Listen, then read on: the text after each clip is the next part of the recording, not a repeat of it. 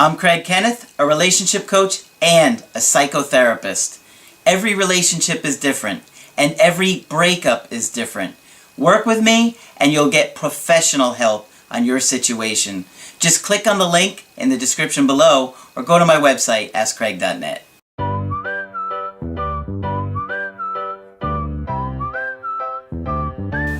Hi there, I'm Coach Craig Kenneth. I'm Coach Margaret. And today we're going to be talking about my partner does some crazy and dangerous things that I just don't understand. And that happens. And unfortunately it happens more often than we think.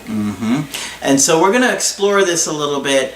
And for those of you out there that are dating somebody that is out of control and their behavior is just really outlandish, this is going to help you understand them better. And what we're going to do today is we're going to describe some of the outlandish behavior. And if you will bear with us, perhaps we will do the second half of it next week. Okay. Okay? So, Margaret, what do you want to say about people that do these really outlandish behaviors? What is going on with someone that makes them do that? What's going on with people who do some of these really seemingly crazy things is early childhood trauma, which is no surprise to anybody who watches us very often, because many of the ills in this world are caused by unfortunate circumstances when we're very little. Sure. Okay? And we're talking about some pretty horrific symptoms, but I also know that there are people who are running into these symptoms, which is what has prompted me to write this. Yeah. Okay? Yeah. So we'll kind of do a preface today, and then we will do the rest of it next time. Okay. All right? So you might want to sit back and look at the behaviors we're describing and see if you're dating somebody that did these things, or maybe you did these things. Yeah, maybe so. Yeah. Well, you know someone who's done these things. Yeah. All right. So there are people in the world who do crazy, self-destructive things, and it's very startling and difficult to deal with when you run into it. Even when you've worked with it for years, it's always difficult and startling when you run into it.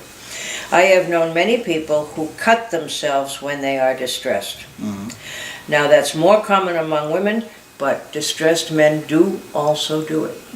Okay, and it's a deep sign of not even thinking that dealing with it verbally is going to help. It's just sort of a wild urge to do something, to fix things.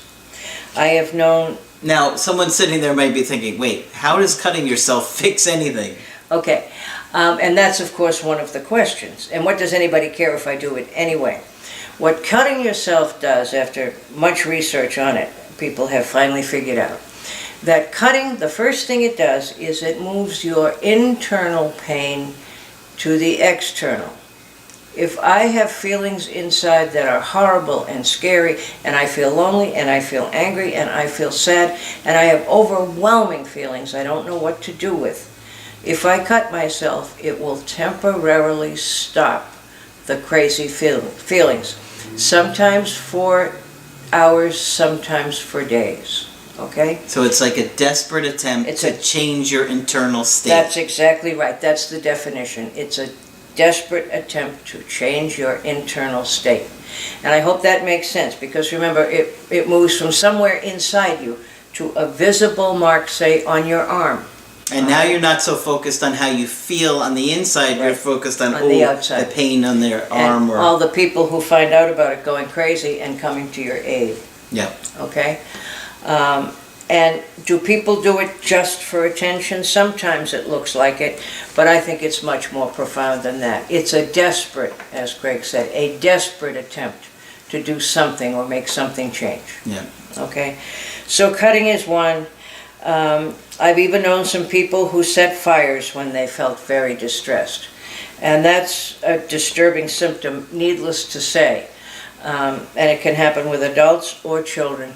And one of the explanations I've heard from the clients is, how come you did that?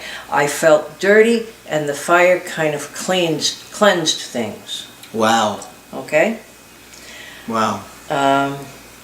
I've known teenagers who run away from home when they feel distressed.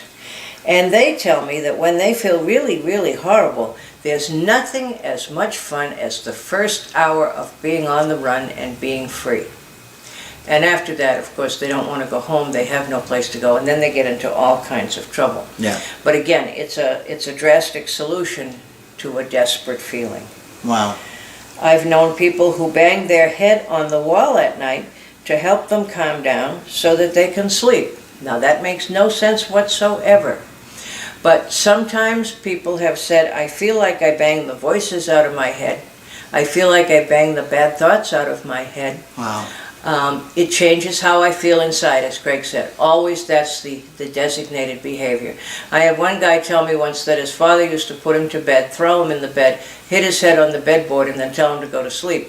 So ever thereafter, he hit his head on the bedboard or whatever was available, because that's how he was used to going to sleep. Children and adults will hoard food sometimes. And they get little tins and little boxes of things, and they hoard food because they have been hungry as infants and had no control over getting food or any food coming to them. And even though they're in an absolutely safe situation now, there's no way we're going to convince their unconscious anytime soon that there's enough food. Yeah. And you would a lot see, of adopted kids do this. I was going to say, Yep. kids that you see coming into the system through adoption or foster care would often show those symptoms. And of course the foster and adoptive mothers would be crazy. I don't want you to think I'm not feeding them. I feed them every day. I give them stuff they like. I ask them what they like, etc., etc., etc. And it's easier to make an agreement with them to keep it all in one safe little cookie tin that doesn't encourage ants. And if you need it for a while longer, you have it in your room, Yeah. if you feel better. And they would tell you things like, the only things that were ever in the refrigerator when I was growing up were mustard, pickles, and sometimes some bread. These kids will want mustard, pickle, and bread sandwiches, again guaranteed to drive a foster mother crazy. Okay? But if you don't look at the... It is sad, yeah. And if you don't look at the source of the behavior, it makes no sense at all. In other very severe cases, there are people who have hurt animals for all of the same reasons that this has happened. And I remember one woman who loved animals in her reasonable adult self crying her eyes out, saying, I felt like I passed the pain from myself to the animal. And now I feel horrible about it. Wow. Yeah. It's But displacement? sort of, yeah. Yeah, and they would feel an incredible feeling of peace. Afterwards? Afterwards. Did it make them feel like powerful in some way? I never heard that. I never heard them say that. I mean, I suppose it certainly would have worked. They've always been on the powerless end of things, so sure, this time they would be on the I'm in control end. But the remorse, which is a good thing, was hard to hear. Yeah. I'm an animal person. I find it especially hard. What I'm describing here has to do with early experiences of physical and sexual trauma or outrageous neglect. Remember we said like being left in a crib alone for God knows how long. And it happens. It does happen. And kids get angry and cry, and eventually they just give up crying, and they give up for essentially asking for help because they've given up on getting it. And every once in a while, of course, we would get kids into foster care who wouldn't even cry when they were hungry or hurt because they had long since given up on anybody coming to help them. Horrible. And you had to work with them to get them to the point where they would even seek comfort, let alone take it. Okay? Yeah. And like I was saying to Craig earlier, and then we get those kids into the foster care system and we get them adopted, and when at age 13 they're really in a bad mood, we seem to be puzzled why. Okay?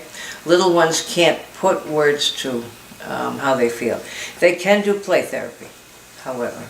So, and I will just review, we talked about post-traumatic stress before, but the kinds of internal experiences these folks are having are flashbacks, like we talked about in post-traumatic stress, where a flash of something comes in your head that may have happened to you in the past. Very frightening, okay? And it pops into your head uninvited. Dreams and terrible nightmares where people are left alone or being hurt.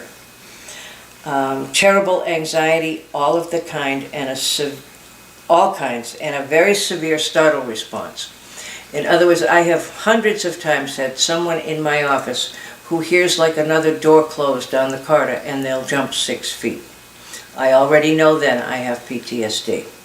It's a startled response. A frightening sensation of being numb, physically and or emotionally or both, where people have been so hurt that they've just learned to turn off their feelings emotionally and physically.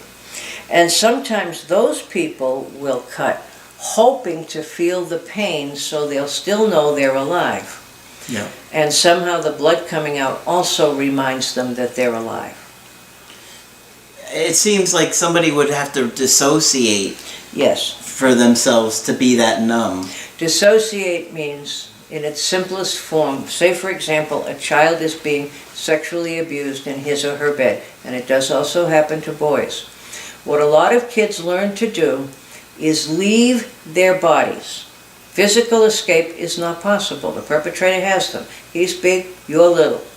So people will learn to leave their bodies and kind of watch the whole scene from the ceiling, like it was another little girl or another little boy. And that's how people get through it. That can be problematic later, but thank God we have the mechanism for children to get through it without experiencing the entire thing. Okay. Horrible. Yeah, horrible. And people who are frighteningly numb will also cut, as we said. And a terrible, frightening feeling of being alone, like you would have felt back in that crib when you didn't know when anybody might show up again. Yeah. And in the next... Because you feel the feelings of death. Yes, you do. You think you're going to die. Right. It feels like it. Yes, it does. And so this is hard stuff to hear, but hang on for next week when I will give you some specific examples from my experience, and it doesn't then sound quite so scary when you talk about real people. And real people can recover from this. And one of the reasons I'm presenting this today is that I've been hearing from the people I work with sometimes that they have these feelings, or that sometimes people have partners who have these feelings and do these crazy things. Yeah. All right? So, sorry for the downer, but you need to know.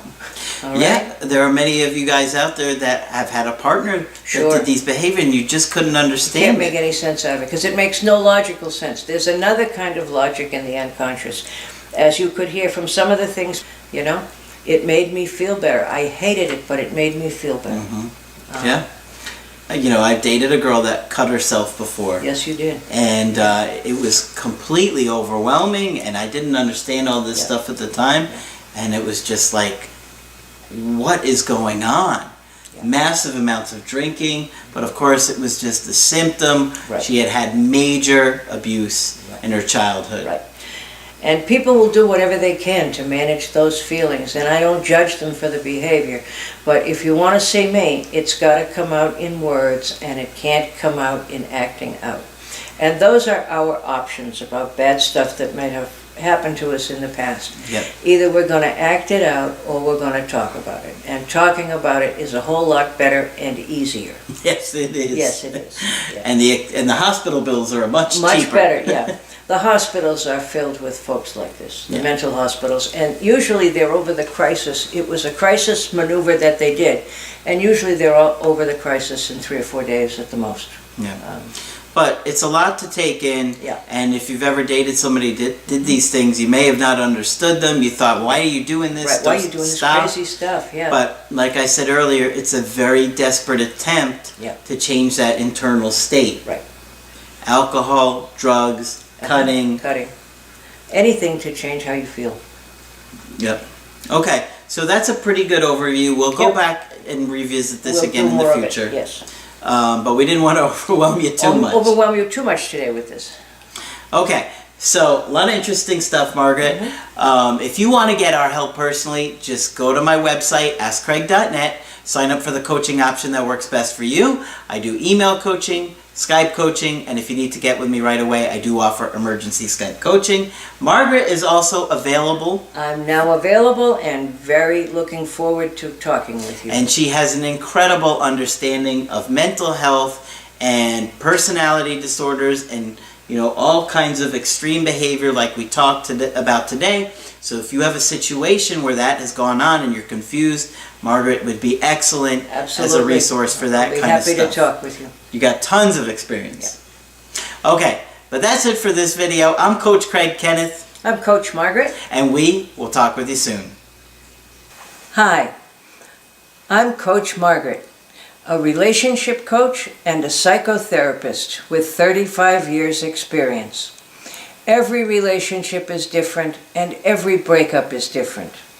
If you would like professional help with your situation, please contact us at askcraig.net.